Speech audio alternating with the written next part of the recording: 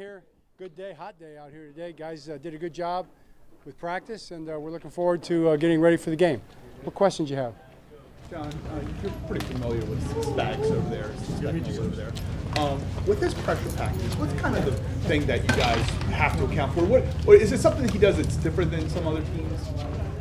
No, I mean it's everything. Everybody's different than every other team, so it's kind of a tough question to answer. He's unique in what he does.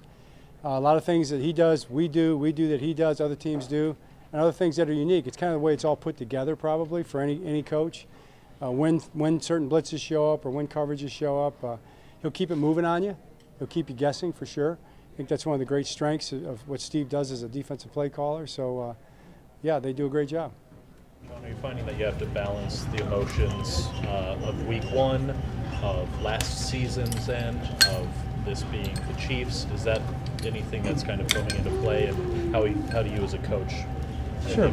I mean, I think those things are always in play. It's an emotional game. It's an emotional sport.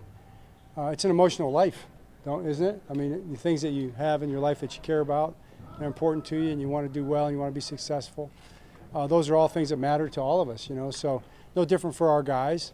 So we talk about the things that we need to do in terms of being successful. That's what we talk about with the guys all the time, and the things that you're talking about are certainly part of that. John, we never get to talk to you since you guys were brought in Tyler Huntley again. What do you like about having him back? Yeah, it's good to have Tyler back. He's working off the practice squad. He'll be in as our third quarterback at this time right here. So he kind of knows the offense. It's a lot different maybe in some ways than it was when he was here, but a lot the same too. So he'll have to relearn a lot of things and see where we're at since he's been gone. But he's doing a good job of that. Very diligent, and we're happy to have him back.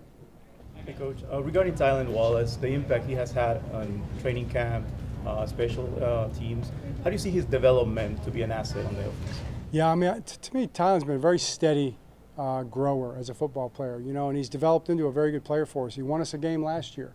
He's made catches on offense. He's blocked people.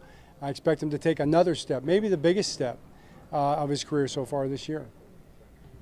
Hey, Coach, you've been through it before, but is it kind of a unique and strange situation when you enter a game not seeing these guys in a live situation, whereas, week 3 you've seen what these guys look like, where some of these guys haven't played since the AFC Championship in a live setting? Well, yeah, for sure. It's the first game. It's the opener, the real opener.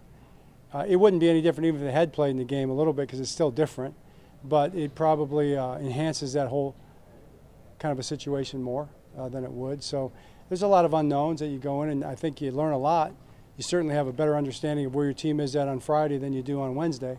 So we'll be looking forward to that part of it too.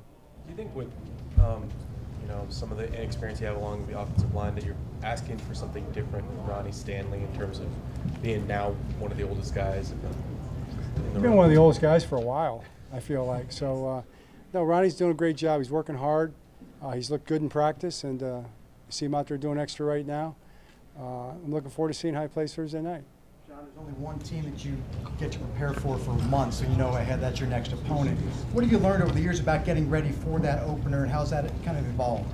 Yeah, I mean, I don't know. There's a lot of things you learn about a lot of things, and certainly take it all into account, how you run training camp, how you run the practices up until that game, how you organize the reps, all those different kind of things. But one of the big lessons to me is that you have to remember it's the first game, but it's not the only game.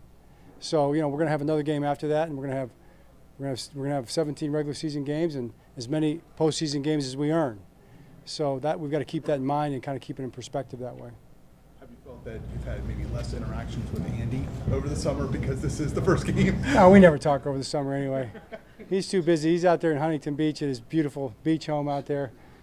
So I never hear from him in the summer. Did you do that Harbaugh Coaching Academy interview thing? He did that a few years ago, actually. Yeah, so we'll be looking for another one here soon. We have to let him know. Be expecting a new interview. But did you watch it? I watched like the first 5 minutes of it. Wow. was that the interviewer or the interviewee? You turned off. Okay. Wow. Okay.